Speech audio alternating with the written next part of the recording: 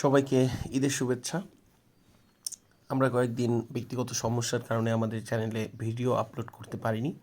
প্রায় এক সপ্তাহের মতো প্রথম 3টা ভিডিও ছিল আমাদের চ্যানেলে। তো আজকে আবার একটা নতুন টপিকে কথা বলবো, সেটা হচ্ছে ডক্টর মোহাম্মদ খুব রিসেন্টলি চীন সফরের পরে একটা বক্তব্য দিয়েছেন। সেই বক্তব্যটাকে ঘিরে আসলে ভারতে বেশ উত্তেজনার পারদ তৈরি হয়েছে। এখন সেই বক্তব্যটা কী ছিল সেটাই আমরা একটু বিচার বিশ্লেষণ করব এবং আমরা নিউজটা পুরোপুরি পড়ব। নিউজের শিরোনাম এখানে দেখতে পাচ্ছেন, ডক্টর ইউনূসের বক্তব্যে ভারতে তোলপাড়। চীন সফরকালে ভারতের উত্তর পূর্বাঞ্চলীয় 7টি রাজ্য নিয়ে বাংলাদেশের প্রধান উপদেষ্টা ডক্টর মোহাম্মদ ইউনূসের বক্তব্যে ভারতে তোলপাড় সৃষ্টি হয়েছে। দেশটির রাজনৈতিক এবং সাবেক কূটনীতিক ডক্টর মোহাম্মদ ইউনূসের বক্তব্যকে বিষাদাকার হিসেবে দেখছেন। তারা বলেন, ভারতের 7 রাজ্য নিয়ে ডক্টর ইউনূসের এ ধরনের বক্তব্য দেওয়ার অধিকার নেই। মোদী সরকার প্রতিবাদ না করায় তারাও সমালোচনা করেন তারা, অর্থাৎ নরেন্দ্র মোদী কোনো এরকম বক্তব্য আসার পরে কোনো প্রতিবাদ জানায়নি বা ভারত অফিসিয়াল কোনো প্রতিবাদ করেনি বলে ভারত থেকে তারা সমালোচনা করছেন তাদের প্রধানমন্ত্রী নরেন্দ্র মোদীর। এ প্রতিক্রিয়ার পরিপ্রেক্ষিতে বাংলাদেশের রাষ্ট্রচিন্তক এবং ভূ রাজনৈতিক বিশ্লেষকরা বলছেন, ডক্টর ইউনূসের বক্তব্য ভারতের নেতিবাচক হিসেবে নেওয়ার মতন আসলে কিছু নেই। তাহলে আমরা একটু পরে জানবো যে ডক্টর মোহাম্মদ ইউনূসের সেই বক্তব্যটা কী ছিল, যার কারণে তারা এত বেশি থ্রেট মনে করতেছে এই বক্তব্যটাকে। ভারতের উত্তর পূর্বাঞ্চলীয় জনগণ সামগ্রিক স্বার্থের কথাই ডক্টর ইউনূস তুলে ধরেছেন। ভারতীয় রাজনীতিবিদ এবং কূটনীতি ও বুদ্ধিজীবীদের উচিত এই বক্তব্যকে ইতিবাচক হিসেবে নিয়ে ইউনূসকে ধন্যবাদ জানানো। তাহলে ধন্যবাদ ডক্টর মোহাম্মদ ইউনূসের সেই বক্তব্যটা কি এবার একটু পড়ি। ডক্টর মোহাম্মদ ইউনূস যা বলেছিলেন, সম্প্রতি চীন সফরের সময় ডক্টর মোহাম্মদ ইউনূসের দেশটির রাষ্ট্রপ্রধান সহ নীতি নির্ধারক এবং ব্যবসায়ীদের সঙ্গে বৈঠকে বাংলাদেশের অভ্যন্তরীণ বিষয়ে পাশাপাশি ভৌগোলিক নানা ইস্যু তুলে ধরেন। এরই ধারাবাহিকতায় তিনি ভারতের উত্তর পূর্বাঞ্চলের 7টি রাজ্যের সঙ্গে বাংলাদেশের ব্যবসায়িক সম্ভাবনা কথা উল্লেখ করেন। ডক্টর মোহাম্মদ ইউনূস বক্তব্যে বলেছিলেন, ভারতের পূর্ব অঞ্চলে অবস্থিত 7 সিস্টার নামে পরিচিত 7টি রাজ্য সম্পূর্ণভাবে স্থলবেষ্টিত অঞ্চল।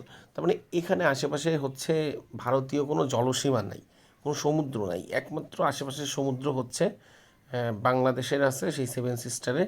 এই জন্য বলছে আমরা হচ্ছে সেই 7 সিস্টারের একমাত্র অভিভাবক। সমুদ্রের কাছে পৌঁছানোর কোনো উপায় নেই তাদের, মানে বাংলাদেশের ওই অঞ্চলটা ব্যবহার করে তাদের আসতে হবে। এই অঞ্চলের জন্য একমাত্র আমাদেরই অভিভাবকত্ব বা আমাদেরই সমুদ্র রয়েছে। বাণিজ্যের জন্য এটি একটি বিশাল সম্ভাবনার দ্বার। সুতরাং একটি চীনা অর্থনীতির একটি সম্প্রসারণও হতে পারে। পণ্য তৈরি করা, পণ্য উৎপাদন করা, বিপণন এবং তা আবার চীনে নিয়ে যাওয়া এবং বাকি বিশ্বে তা ছড়িয়ে দেওয়ার সুযোগ হতে পারে এখানে। ভারতীয় রাজনৈতিক ও কূটনীতিকদের বিষাদাগার, এখানে কী বিষাদাগার করা হয়েছে সেটা একটু উল্লেখ করি আমরা।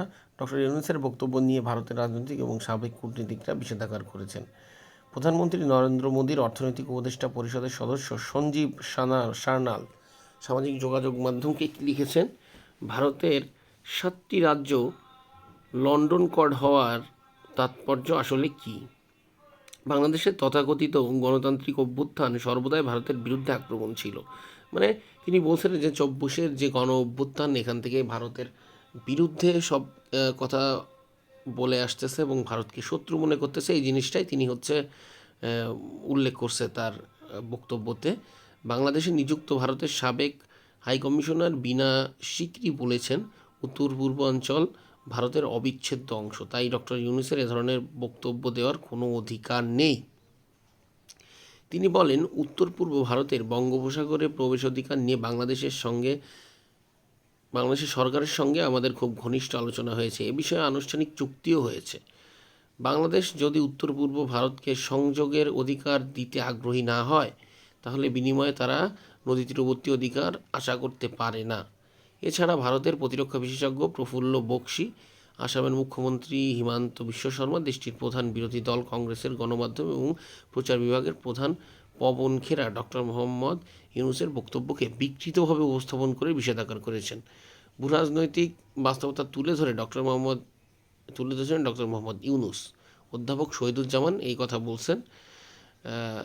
মানে ভৌগোলিকভাবে বা ভূরাজনৈতিকভাবে কতটা ইম্পর্টেন্ট বা কী ঘটবে সেটার কথাই আসলে সঠিক মনে এটা বলছেন হচ্ছে অধ্যাপক শহীদুজ্জামান, ঢাকা বিশ্ববিদ্যালয় আন্তর্জাতিক সম্পর্ক বিভাগের সাবেক অধ্যাপক এবং বিশিষ্ট ভূরাজনৈতিক বিশ্লেষক ডক্টর এম এ শহীদুজ্জামান অর্থনৈতিক অগ্রগতি এবং আঞ্চলিক সহযোগিতা বৃদ্ধির লক্ষ্যে প্রধান উপদেষ্টার বক্তব্য অত্যন্ত ইতিবাচক বলে বর্ণনা করেছেন। এই ভূরাজনৈতিক বিশ্লেষক বলেন, চীন সফরকালে প্রধান উপদেষ্টা অধ্যাপক ডক্টর মোহাম্মদ ইউনূসের ভারতের উত্তর পূর্বাঞ্চলের সেভেন সিস্টার সম্পর্কে যে বক্তব্য দিয়েছেন তাতে তিনি একেবারে ভূরাজনৈতিক বাস্তবতা তুলে ধরেছেন।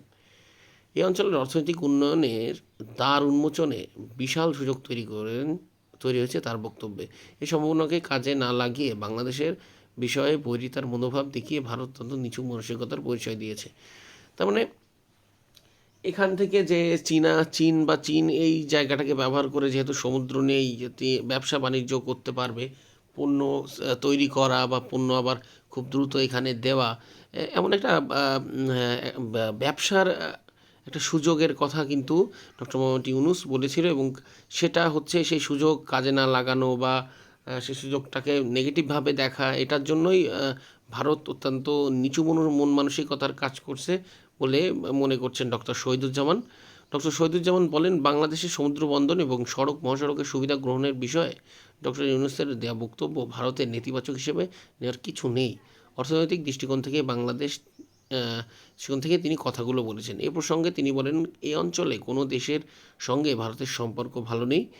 শেখ হাসিনা পতনের পর ভারতের স্বার্থ বিঘ্নিত হয়েছে। এ কারণে বাংলাদেশে ভালো কিছু বলতে গেলেও ভারত এটাকে তাদের উপর আঘাত হিসেবে মনে করে। এজন্য ডক্টর ইউনূসকে বক্তব্যকে তারা বিকৃত মনে করছে। ডক্টর ইউনূস চিন্তা করেননি যে ভারত তার এই বক্তব্য নেতিবাচক হিসেবে নেবে, কারণ তিনি বৃহত্তর স্বার্থে অর্থনৈতিক দৃষ্টিকোণ বিবেচনা করে কথাগুলো বলেছেন।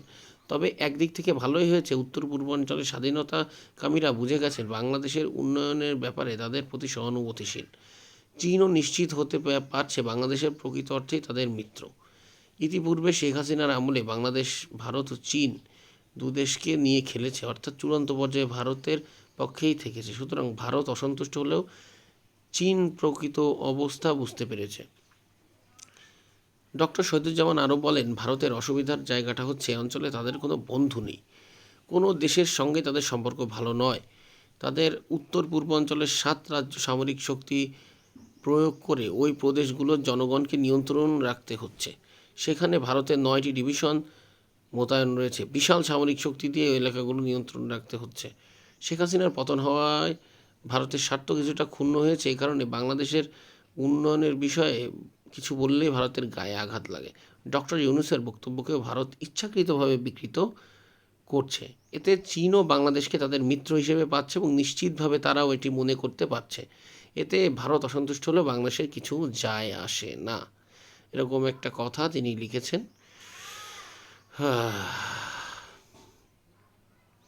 তো অনেক বড় এই নিউজটা, আর খুব বেশি মানে এখানে বিভিন্ন জন বিভিন্ন রকমের মতামত দিছে এরকম।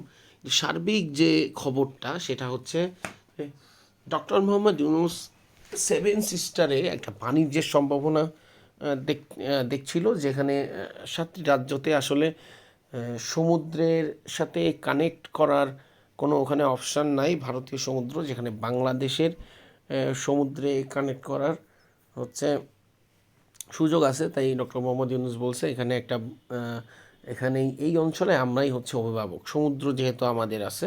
তো চীনের এখানে সুযোগ আছে ব্যবসা বাণিজ্যর প্রসার ঘটানো। এইটাই ভারতীয় লোকজন বা ভারতীয় রাজনীতিবিদরা, ভারতীয় সাধারণ জনগণরা ভালোভাবে নেয়নি, হয়তো বা কোনো ষড়যন্ত্রের গন্ধ পাচ্ছে এটার মধ্যে দিয়ে। কারণ এমনি তো বাংলাদেশকে তারা এখন শত্রু রাষ্ট্র হিসেবে দেখা অলরেডি শুরু করছে। তো এটাই ছিল খবরের সারাংশ বা সারসংক্ষেপ।